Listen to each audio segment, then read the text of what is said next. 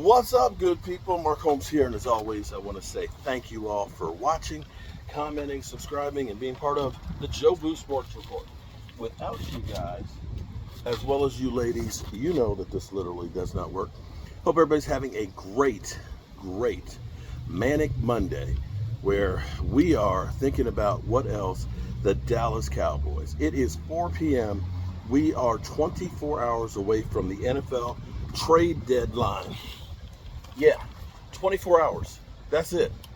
One day left to go ahead and make a bold move, a bold statement about what you're trying to do with your team.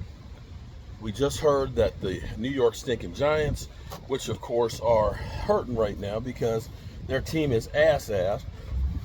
Sorry, Rashid. Your team just is. It's just ass, bro. There's no ifs, ands, or buts about it. You stink. And that's why they went ahead and traded Leonard Williams. They are packing it in. So much for your coach being the new genius on the block. He looks like he's a freaking idiot right now and is getting killed by the media. They traded Leonard Williams to the Seattle Seahawks for a second round and I think a conditional fifth round pick. So Seattle Seahawks are going all in and trying to make a move to be the best team that they can be as we go down the stretch here. Cowboys, well, we don't know if we're going to do anything. More than likely, we won't. We've had the rumors about, Aaron Donald allegedly said, "Come get me." Don't know if that actually happened or if that was just some bull jiggity that, you hear at this time of year, or if he's just trying to make some noise so that way the team is trying to do something. You know how we're always pimped out. We are always pimped out when it comes to trades and all that. So I wouldn't exactly take too much stock in it. But since it is out there, let's ask the question right now. Should the Cowboys, after yesterday, are you feeling better about the Cowboys after yesterday? Do you look and say that maybe this team isn't as bad as we thought when you start seeing some of the other teams start faltering down the stretch here, such as the 49ers, that all of a sudden have offensive line problems big time, as well as quarterback problems there, buddy. See, here's what's funny. Here's the funniest thing to me is when the Cowboys had offensive line problems, all we heard was, well, Dak Prescott, he's supposed to be a franchise quarterback. He's supposed to elevate the team. Now, Brock Purdy, his offensive line is ass, and all of a sudden, team's a bad team. He can't be expected to elevate the team. The offensive line is terrible. He doesn't have one of his best weapons. Welcome to Dak Prescott world, bro. Welcome to Dak Prescott world. Because see, Jason, I hear you. I believe you. You're 100% right. They do have problems across the board. That's a fact. But the funny thing is all I heard was Dak trash cut. But anyway, we'll get into that a little bit later. So the question right now is, should the Dallas Cowboys make a trade? Or do we look at it and say, like Jerry Jones said, we believe we have a team that's good enough to compete. You do have a team that's good enough to compete. And as teams rise and fall and you see, you don't know what's around the corner. We don't really know how bad Jalen Hurts' knee is. That bruised knee with him being slower, if all of a sudden he starts taking more and more hits, without Jalen Hurts, I'm not sure that they're the same team. Because he is. And as much as it hurts, he should be an MVP candidate, even though he is a turnover machine with 11 turnovers on the season. Be that as it may, we're talking about them boys. You look at the secondary, one of the places that we looked at, people said, we need more help in the secondary because, of course, we lost Diggs. Well, here's the interesting thing, or the crazy thing is, you look at right now, Deron Bland, he's spicy. He ain't bland at all. He's spicy.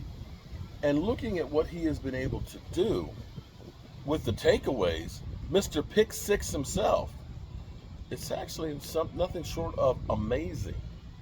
So maybe you're not as bad as you think right there. Linebacker, I could definitely say we could probably use some more help, although Leighton Vander Esch could be back in a few weeks. The question will be is, what Leighton Vander Esch will we get? Will we be getting the Leighton Vander Esch coming back from injury that is tentative, or Leighton Vander Esch who is like he was playing before he got hurt? I can't answer that. Just don't know. You look at the biggest weakness right now in the Cowboys would be offensive line. I don't think you're going to find anybody on the offensive line out on the free agency market right now, because that's just not the way it works. A good offensive lineman would be employed right now. The only way you'd find somebody who would be an improvement would be through a trade. But I don't know that teams are looking to trade great offensive linemen. And at this point, you'd have to bring them in and get them up to speed on your system. And the problem with that is it's difficult. There's not enough time to get somebody up to speed on the calls and get them used to playing together. And so you look at it and say, having somebody who may be a better player but doesn't know the plays isn't better than having somebody who's a lesser player who does. That may not make sense to most people, but it's okay. It's not the first time I don't make sense to most people.